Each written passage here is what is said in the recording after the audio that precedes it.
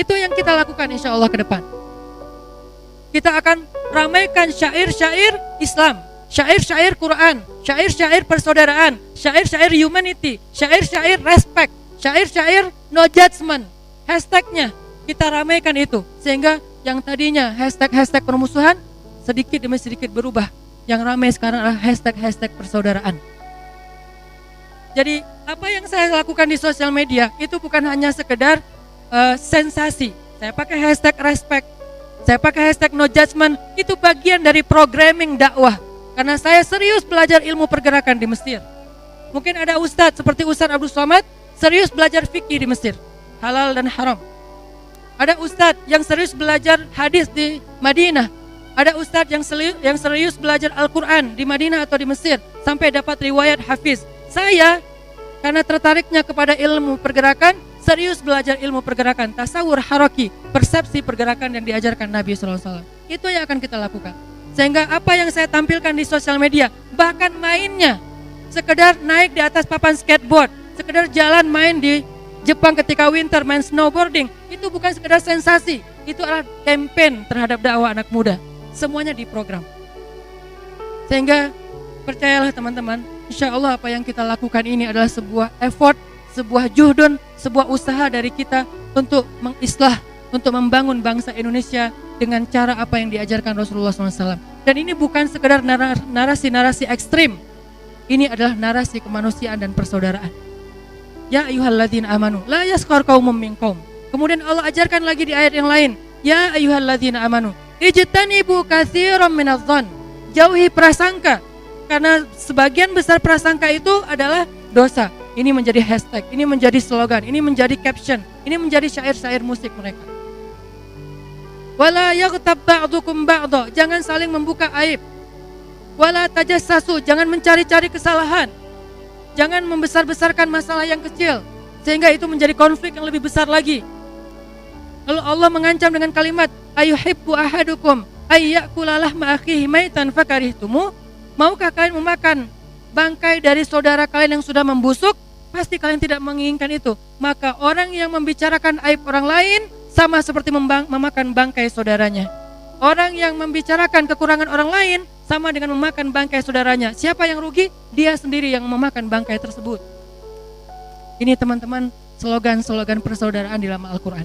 Nanti ada lagi ayat yang lain. Wala yajrimannakum syana'anu qaumin ala alla ta'dilu. Janganlah gara-gara kalian tidak suka kepada suatu kelompok membuat kalian tidak fair. Al-adlu atau adil dalam bahasa Arab, bahasa kitanya fair. Jangan gara-gara kalian tidak suka kepada suatu kelompok, kalian berlaku tidak fair kepada mereka. I'dilu, bersikap fairlah kepada mereka dalam persepsi, dalam penilaian, dalam apresiasi, dalam sikap, dalam apapun. Fairlah kata Allah. Kenapa? I'dilu huwa aqrabu littaqwa, karena fair adalah sikap orang yang bertakwa. Sifat orang yang bertakwa dikaitkan dengan spiritualitas, dikaitkan dengan Islam.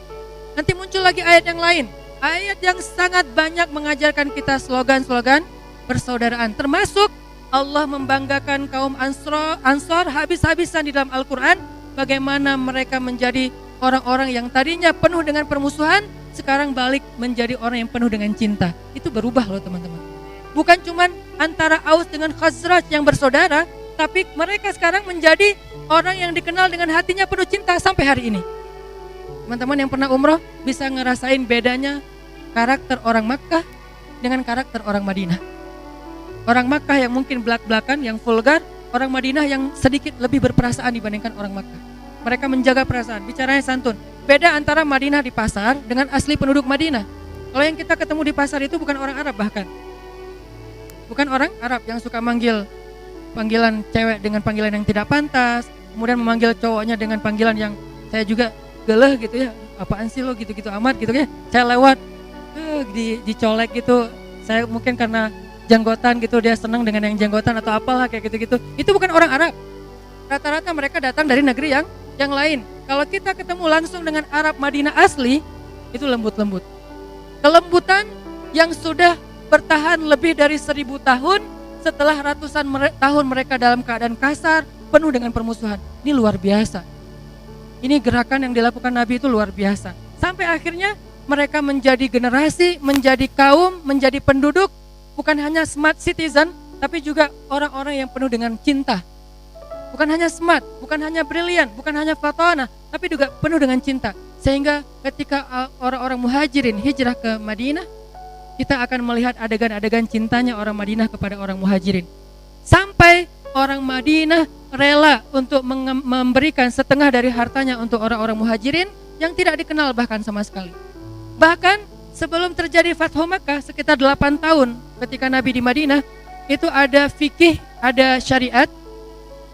Orang Madinah yang mengangkat orang muhajirin sebagai saudara angkatnya, maka kalau dia meninggal, salah satu penerima warisnya itu adalah orang-orang muhajirin. Itu luar biasa. Saudara angkat bisa mendapatkan harta warisan. Itu dalam Islam pernah ada, teman-teman.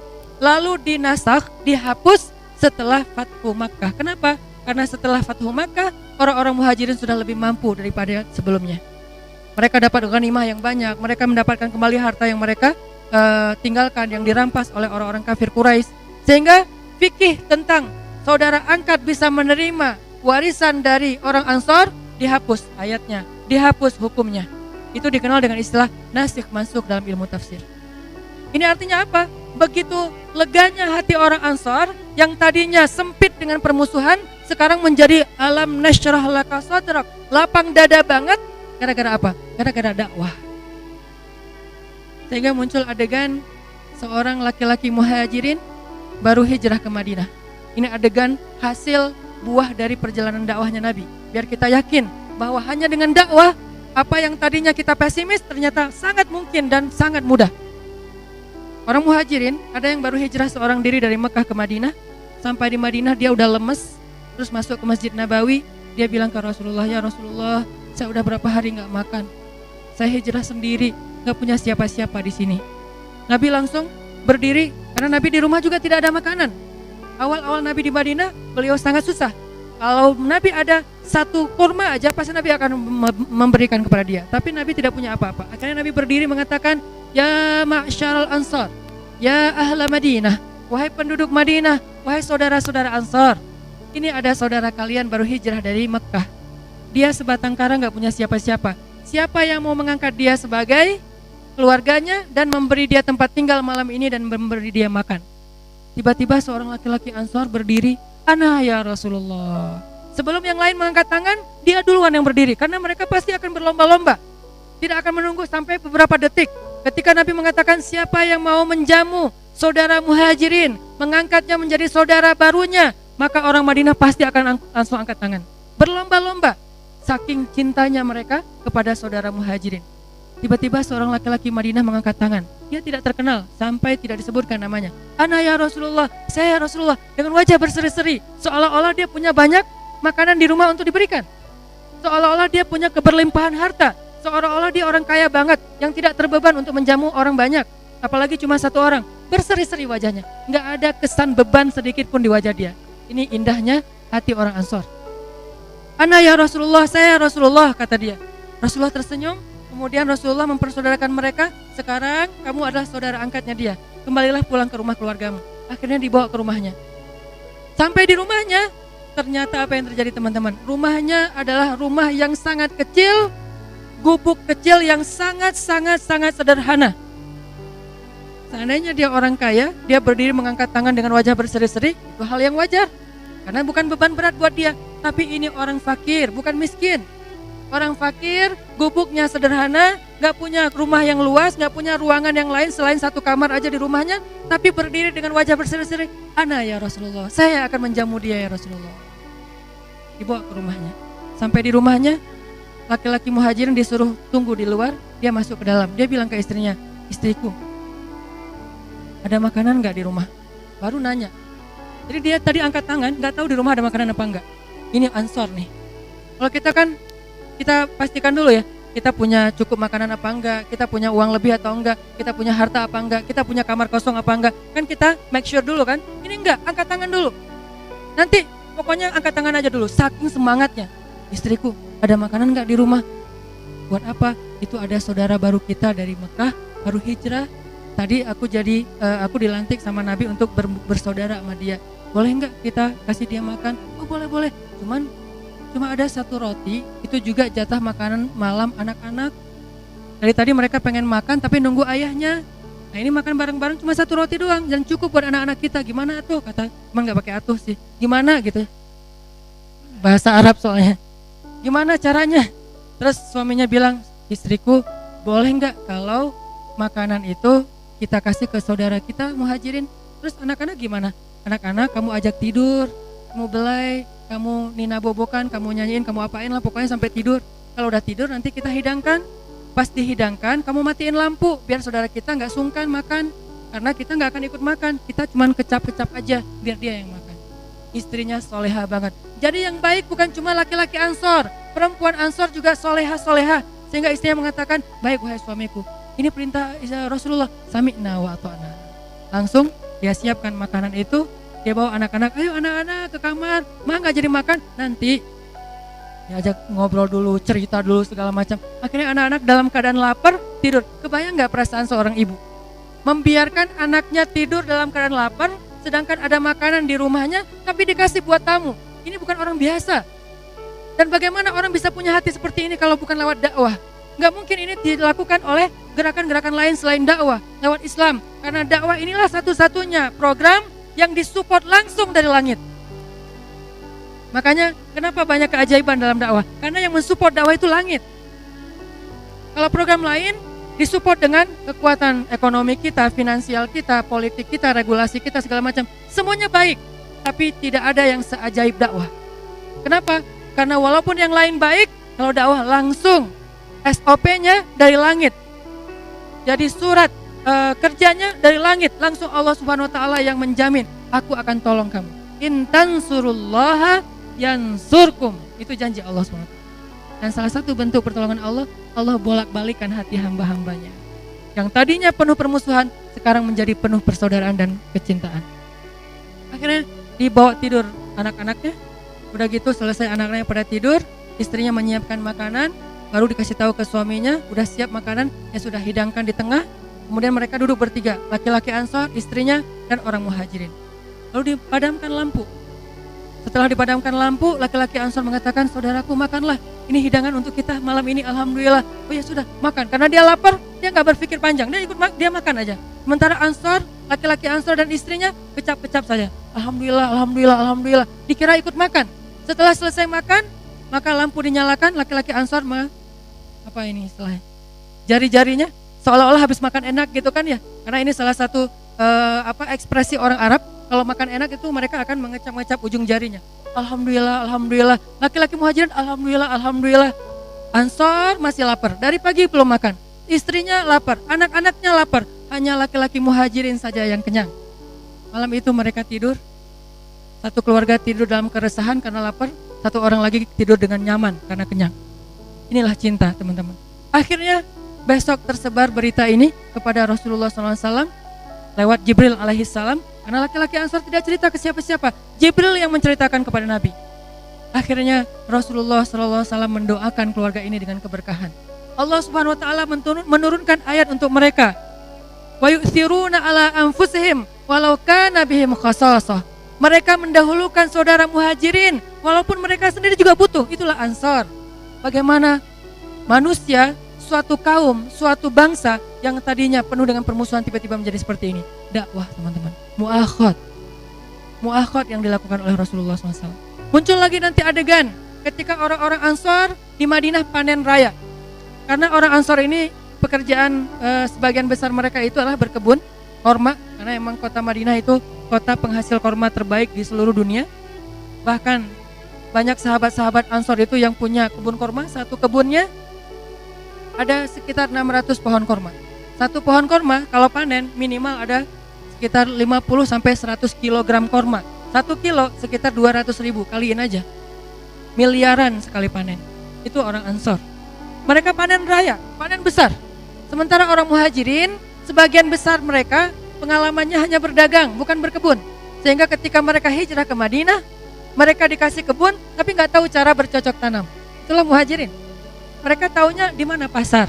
Pasar Madinah tidak seperti pasar Damaskus pada masa itu. Tidak seperti pasar Yaman pada masa itu. Tidak sebesar pasar-pasar Romawi atau Persia. Pasar kecil. sehingga orang-orang muhajirin tidak bisa membantu kaum ansor dalam bercocok tanam atau berkebun. Akhirnya apa yang terjadi? Orang ansor kerja sendiri di kebun, walaupun kebun itu milik muhajirin. Kebayang gak sih? Kebun milik muhajirin tapi yang ngerjainnya orang ansor. Ketika panen, orang ansor mengumpulkan semua korma-korma hasil panen mereka. Kemudian mereka berkumpul, mereka menunggu orang-orang muhajirin ikut bergabung bersama mereka. Betapa mulianya hati ansor. Orang muhajirin di mana? Di rumahnya. Kenapa tidak ikut? Karena mereka malu. Kita tidak pernah bercocok tanam, kita nggak bisa bantu di kebun. Kenapa giliran panen kita ikut hadir? Akhirnya orang muhajirin semuanya di rumah, nggak ada yang keluar hari itu orang muhajirin. Orang ansor semuanya berkumpul di tempat kebun mereka. Lalu Rasulullah SAW mendatangi mereka bertanya, wahai kaum ansor, apa yang kalian tunggu? Kenapa tidak diambil panennya? Apa kata-kata orang ansor? Ya Rasulullah, kami menunggu saudara-saudara kami muhajirin. Kami menunggu saudara muhajirin agar kami membagi di antara mereka. Lalu Nabi dengan menangis, dengan terharu memanggil orang-orang muhajirin.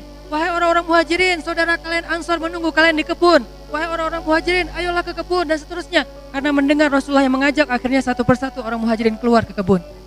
Dengan malu-malu. Lalu mereka diam aja di depan orang-orang ansor. Orang-orang ansor tersenyum. Melihat orang muhajirin yang mau mengambil hasil panen kerjaan mereka sendiri, mereka tersenyum. Bukan terbeban. Lalu mereka menyambut dengan ahlan wa sahlan, selamat datang saudara kami muhajirin. Kemudian mereka mengatakan, ya Rasulullah, bagikanlah hasil kebun ini untuk orang muhajirin dulu, sisanya untuk kami. Ini luar biasa hati orang ansor. Bagikan terlebih dahulu untuk muhajirin, kalau ada sisa untuk kami. Orang muhajirin mengatakan, ya Rasulullah, Allah memberkahi orang ansor, berikan untuk ansor dulu baru untuk orang muhajirin. Mereka lebih berhak. Ya Rasulullah, ansor dulu, ya Rasulullah, muhajirin dulu. Rame. Untung gak perang lagi nih. Masa mau perang lagi gara-gara nolak-nolakan harta. Rasulullah terharu luar biasa. Kemudian Rasulullah mendoakan kaum muhajirin dan mendoakan kaum ansor. Allah turunkan ayat. Was-sabiqunal awwalun. Was-sabiqunal awwalun minal muhajirin wal ansar. Allah puji mereka di Al-Quran. Kenapa Allah memuji muhajirin? Karena muhajirin sudah banyak berkorban untuk agama Allah dengan meninggalkan harta mereka di Mekah, hijrah seorang diri semata-mata mencari ridha Allah. Lalu kenapa Allah memuji ansar? Karena orang ansar sudah berubah 180 derajat luar biasa, yang tadinya bermusuhan sekarang menjadi yang penuh cinta dan mau menolong kaum muhajirin. Sehingga Allah memberikan pujian mereka dengan kalimat was-sabiqunal awwalun minal muhajirin wal ansar. Apa janji Allah untuk mereka? Radhiyallah. Itu yang paling berharga teman-teman. Radhiyallahu anhum wa radu'an. Allah ridho kepada mereka semuanya. Allah ridho. Kalau Allah udah ridho, artinya dijamin masuk surga. Kalau Allah sudah ridho, artinya Allah akan berikan mereka nikmat yang berlimpah dalam hidup mereka di dunia. Radhiyallahu anhum wa radu'an wa a'adda lahum jannat. Dan Allah sudah menyediakan, bukan memberikan, bukan menciptakan, menyediakan, artinya disiapkan oleh Allah lahum jannat, untuk mereka surga-surga yang luar biasa luasnya nanti di akhirat. Ini janji Allah untuk kaum muhajirin dan ansar. Bagaimana dengan kita? Ternyata di ayat itu Allah nggak lupa kepada kita teman-teman.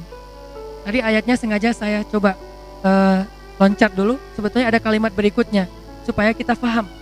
Ternyata Allah Subhanahu wa taala juga tetap memberi kita motivasi lewat adegan kaum muhajirin dan ansar. Kalimatnya apa?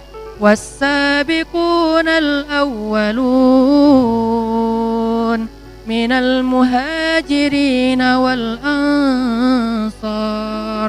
Muhajirin dan ansar. Terus kita ada di kalimat walladzina tabauhum biihsan, dan orang-orang yang mengikuti mereka dengan sebaik mungkin. Itulah kita teman-teman. Siapapun yang pernah merasakan permusuhan seperti Aus dan Khazraj, lalu mau bersaudara, berarti dia adalah ansar era milenial. Siapapun yang pernah punya kedengkian antara satu dengan yang lain, kemudian dia mau bersaudara karena Allah, berarti dia orang-orang ansar di zaman kita. Kenapa? Allah mengatakan walladzina tabauhum biihsan, dan yang mengikuti orang-orang ansar atau muhajirin dengan sebaik mungkin. Siapa muhajirin di antara kita yang berhijrah dari dosa-dosa kepada taat? Yang berhijrah dari perbuatan sia-sia menjadi perbuatan yang berpahala. Yang hijrah dari suka menyakiti orang lain, sekarang suka membantu orang lain. Yang berhijrah dari meninggalkan sholat, sekarang sholat tepat waktu. Itulah muhajirin. Lalu ansor adalah yang mau menghilangkan permusuhan di antara mereka setelah berhijrah. Kita di sini ada Briges, ada XTC, ada Moonrakers, ada GBR. Mungkin di seluruh Indonesia nanti kita akan ketemu di momen yang lain. Ada Boboto, ada Jackmania, ada Arema, ada Bonek, ada segala macam. Saya baru juga mau ketemu sekarang dengan Mang Yana, udah lama alhamdulillah bersaudara ya Mang ya. Alhamdulillah kita banyak saling mensupport. Next saya mau ketemu dengan Bung Ferry, nanti ketemu lagi dengan tokoh dari Bonek dan seterusnya. Kita ketika ada semangat menghilangkan permusuhan dan mau bersaudara, berarti kita termasuk ansor yang Allah janjikan apa? Radhiyallahu anhum wa radu'an. Allah akan ridha kepada mereka dan mereka pasti tidak akan kecewa kepada pemberian Allah Subhanahu wa taala. Itulah janji Allah untuk kita, teman-teman. Bagaimana prosesnya? Serahkan kepada dakwah. Ayo kita terlibat dalam kerjaan dakwah bareng-bareng. Ayo kita belajar bareng-bareng. Ayo kita ikuti agenda-agenda para ulama-ulama kita. Kemarin terakhir, mungkin teman-teman sempat baca juga di sosial media, saya ketemu secara terbatas. Saya, Ustadz Abdul Somad, Ustadz Umar Mita, kemudian bergabung lagi sekarang Ustadz Salim Afillah, Ustadz Felix dan beberapa Ustadz. Kita akan ramu bareng-bareng nih, para Ustadz, para tokoh-tokoh da'i di letting saya nih. Nanti ada letting kakak kelas kita yang senior-senior, ini letting kita gabung bareng. Yuk Ustadz, kita bikin program-program dakwah untuk anak muda lebih semarak lagi di Indonesia. Sepakat, Ustadz Abdul Somad sepakat, Ustadz Felix sepakat, Ustadz Umar Mita sepakat, Ustadz Salim Afillah sepakat. Dan alhamdulillah mereka memberikan amanah untuk konsep dan strateginya dan programmingnya kami serahkan kepada Ustadz Hanan. Mungkin oratornya Ustadz Abdul Somad, tapi kami serahkan programnya kepada Ustadz Hanan. Nanti kami akan ikut agenda-agenda yang Ustadz Hanan buat. Yuk kita bareng-bareng kita bangun Indonesia. Ini ada secercah harapan yang luar biasa dari Allah. Wadhkuru ni'matallah. Ingat nikmat Allah kepada kita. Maka ayo kita bareng-bareng teman-teman. Saya tunggu tokoh-tokoh anak muda Bandung, Jawa Barat, Indonesia. Yuk kita duduk bareng, belajar bareng. Saya juga masih belajar. Nanti dari sana kita akan melihat wajah anak muda Indonesia seperti wajah pemuda Ansar, wajah pemuda Muslim yang ada di zaman para sahabat. Kuntum khaira ummatin ukhrijat linnas, sebaik-baik umat yang pernah ada di antara manusia, dan itu dibangun melalui program dakwah. Mudah-mudahan kejadian kemarin bisa menjadi sebuah pelajaran berharga buat kita untuk terakhir kalinya dan tidak terulang lagi dalam event-event berikutnya, dalam kesempatan-kesempatan yang lain. Mudah-mudahan itulah yang terakhir dan itu yang paling berharga untuk kita jadikan sebagai hikmah buat kita bersama. Karena bagaimanapun teman-teman, semua kita ikut bertanggung jawab secara bukan hanya moral, bahkan secara Islam, kita semuanya bertanggung jawab di hadapan Allah. Teman-teman pemain Persib, walaupun mereka tidak bersalah, tetapi kita semuanya orang Bandung. Pemain Persib, warga Bandung, Bobotoh, Viking, semuanya nanti yang terjadi di Jakarta juga sama, orang Jakarta, bahkan yang terjadi di antara dua kota ini berarti orang Indonesia, semua kita, pemerintah, para dai, para tokoh, semuanya bertanggung jawab di hadapan Allah. Apa pertanggungjawabannya? Cuma satu pertanyaan Allah. Apa yang sudah kamu lakukan untuk mendamaikan saudara-saudara kamu? Itu aja pertanyaan Allah. Bisakah kita menjawabnya? Ketika Allah bertanya, Allah berfirman di dalam Al-Quran, Innamal mu'minuna ikhwah fa aslihu bain akhawaikum wattaqullaha la'allakum turhamun. Orang yang beriman itu bersaudara, maka damaikanlah di antara saudara kalian. Itu perintah. Sehingga nanti Allah Subhanahu wa taala akan bertanya kepada kita, "Ya fulan, kamu sebagai tokoh A, apa yang sudah kamu lakukan untuk mendamaikan mereka? Ya fulan, kamu sebagai tokoh B, apa yang sudah kamu lakukan untuk mendamaikan mereka? Kamu sebagai ustadz, kamu sebagai polisi, kamu sebagai pemerintah, kamu sebagai pejabat, kamu sebagai tokoh anak muda, kamu semuanya, apa yang sudah kamu lakukan untuk mendamaikan di antara hamba-hambaku?" Kalau kita tidak melakukan apa-apa, maka kita tidak punya jawaban, teman-teman. Karena jawaban kita di hadapan Allah nanti di yaumul hisab bukan jawaban yang kita bisa susun dalam bahasa-bahasa yang indah. Bukan jawaban sesuai dengan pikiran kita, tapi jawaban sesuai dengan realitas apa yang sudah kita kerjakan. Kenapa? Faman ya'mal mithqala dzarratin khairan yarah wa man ya'mal mithqala dzarratin syarran yarah. Hanya apa yang kita lakukan yang bisa kita sampaikan kepada Allah. Kalau kita berdiam diri, hanya sekedar menyayangkan, hanya sekedar ikut sedih saja, tapi tidak berbuat apa-apa dalam adegan-adegan seperti ini, maka kita tidak akan punya jawaban di hadapan Allah. Apalagi ketika kita punya pengaruh di antara anak-anak muda, tapi tidak berbuat apa-apa, hanya merasa sedih saja, kesedihan kita itu bukan jawaban di hadapan Allah Subhanahu wa taala. Kesedihan adalah jawaban untuk satu pertanyaan yang lain. Apa pertanyaannya? Apakah kamu orang beriman? Ya Allah. Apa buktinya? Saya benci dengan permusuhan. Ya. Tapi jawaban terhadap pertanyaan yang tadi belum terjawab. Apa yang sudah kamu lakukan untuk mendamaikan mereka? Itu tidak bisa dijawab. Saya sedih ya Allah, nggak bisa. Apa yang sudah kamu lakukan untuk mendamaikan mereka? Saya nggak suka dengan itu ya Allah. Itu nggak bisa. Apa yang sudah kamu lakukan untuk mendamaikan mereka? Saya nggak berani tonton videonya ya Allah. Itu nggak bisa. Itu bukan jawabannya. Jawabannya adalah saya terlibat dalam program-program dakwah ya Allah. Saya ikut agenda-agenda dakwah ya Allah. Saya ikut mengajak teman-teman untuk hijrah ya Allah. Itu jawaban kita nanti di hadapan Allah Subhanahu wa taala.